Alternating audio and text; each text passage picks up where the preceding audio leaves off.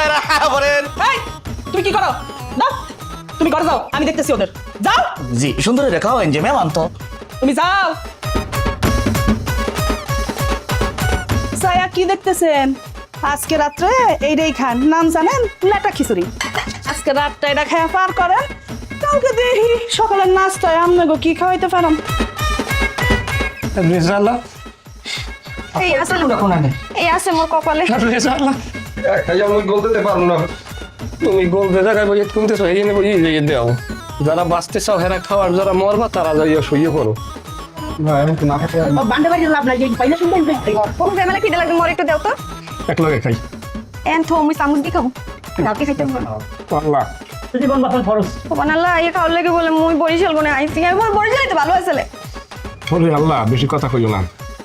শীত কি নিয়ে আসে ধরো